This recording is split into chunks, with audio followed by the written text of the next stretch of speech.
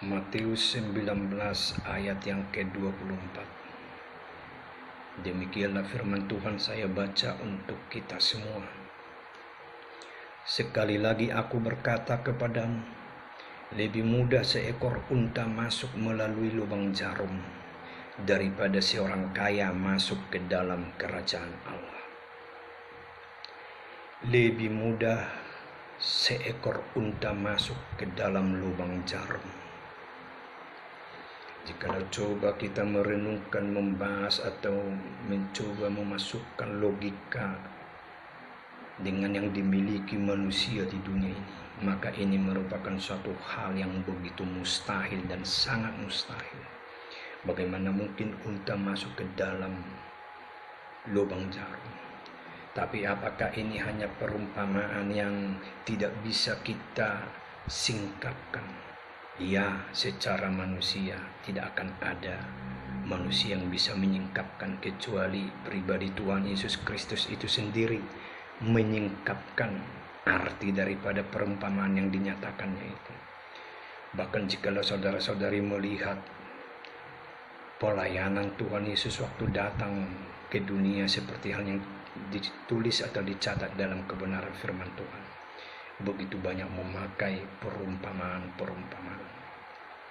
Namun puji Tuhan, oleh karena besarnya kasih karunia dan penyertaan Tuhan yang sempurna, Tuhan berkenan khususnya bagi saya untuk menyingkapkan apa yang mau digambarkan dari perumpamaan atau dari perkataan firman yang kita baca ini, yang memperkatakan lebih mudah unta masuk dari lubang jarum. Dan bagaimana hal ini kita definisikan atau kita lihat dalam kehidupan hari-hari ini. Dan karena kegerakan Tuhan, saya digerakkan untuk berbagi kepada saudara saat ini, yaitu bagian pengajaran-pengajaran yang Tuhan berikan bagi saya. Dan biarlah ini menjadi berkat bagi kita dan kemuliaan bagi Tuhan. Dan dalam hal ini, yaitu saya mau berkata sebelum dan sambil memperkatakan penglihatan itu. Sadar atau tidak sadar, sengaja atau tidak sengaja, banyak manusia yang sedang membuat dunianya sendiri. Banyak manusia yang sedang menciptakan dunianya sendiri di luar daripada kehendak Tuhan. Banyak manusia yang seperti biasa saya perkatakan dengan kalimat dunia di dalam dunia. Banyak artinya tidak semua. Karena banyak juga dalam penglihatan itu di luar daripada dunia, dalam dunia itu yang tetap setia dan melakukan apa yang menjadi kerinduan Tuhan. Hidup sederhana dan hidup saling mengasihi, saling melakukan seperti yang diteladankan Kristus Yesus. Namun demikian, begitu banyak juga di belahan dunia ini yang terjebak ke dalam dunianya sendiri, yaitu dunia dalam dunia, dunia yang diciptakan khususnya orang-orang yang serakah, orang-orang yang tidak pernah puas, orang-orang yang menonjolkan keakuan, orang-orang yang tidak mau bersyukur dan tidak mengerti apa yang menjadi tujuan hidupnya di dunia ini. Yaitu waktu saya dibawa pribadi Tuhan Yesus Kristus ke dalam dunia yang buatan manusia yang tidak pernah puas dan penuh keserakahan atau dengan kesombongan itu, di mana saya melihat ada orang-orang sebut saja dalam satu rumah mereka hanya 2-3 orang, tapi mereka mengumpulkan dan menimbun mobil 1, 2, 3, 4, 5 bahkan lebih, termasuk mobil-mobil mewah, yang padahal mereka hanya 2 bahkan sampai 5 orang di rumah. Ada juga orang yang menimbun rumah mereka sebenarnya cukup 1 bagi mereka, tapi mereka membuat 2, 3, 4, 5 bahkan lebih, dan mereka tidak pernah puas.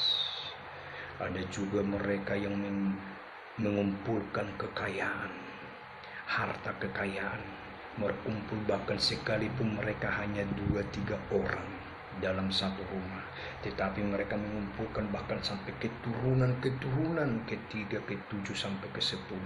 Tapi mereka tidak pernah puas. Dan mereka mencoba menguasai baik bagian darat, bagian laut, bagian udara.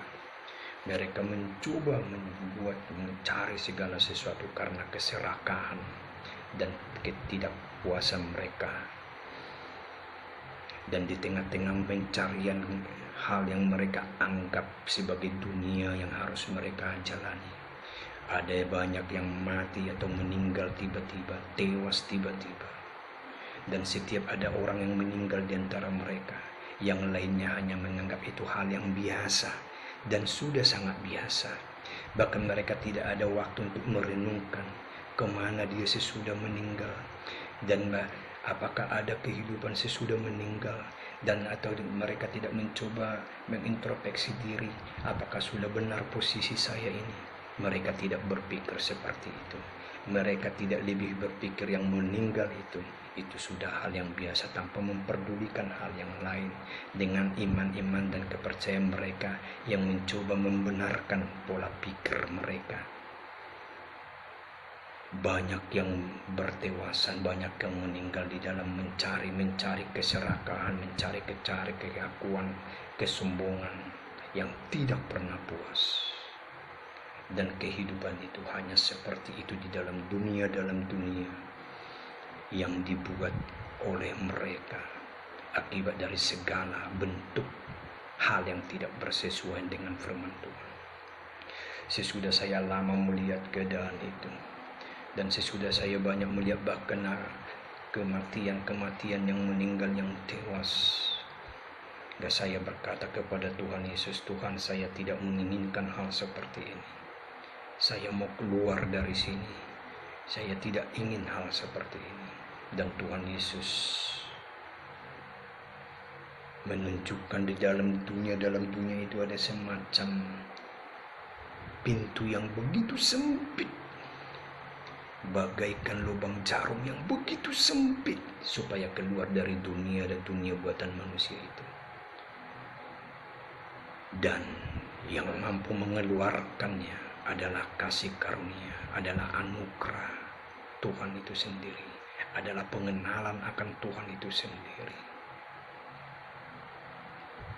Hanya kuasa Tuhanlah yang mampu untuk melakukan suatu hal dan menembus kemustahilan manusia. Itulah dunia di dalam dunia, saudaraku. Saudara ada di posisi mana saat ini? Bahkan untuk dunia dalam dunia ini bukan hanya manusia luar biasa, bahkan ada juga yang hamba-hamba Tuhan atau mengaku mendedikasikan dirinya sebagai hamba Tuhan. Mereka tadinya yang tidak ada apa-apanya, mereka diberkati dan diurapi Tuhan.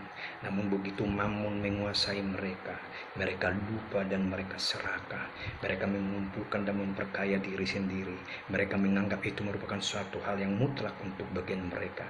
Mereka mencoba mencatut-catut bagian kebenaran firman Tuhan untuk membenarkan pola pikir mereka, tanpa pernah mereka menyadari untuk apa mereka diberkati, dan tanpa mereka pernah menyadari bagaimana kehidupan para rasul-rasul, para murid yang pertama yang bersama langsung dengan pribadi Yesus Kristus, yaitu jemaat mula-mula yang senasib sepenanggungan. Tapi mereka justru sebaliknya, mereka seakan-akan menjual kebenaran untuk bentuk menarik persembahan demi persembahan untuk memperkaya diri sendiri. Saudara ada di mana saat ini, saudaraku?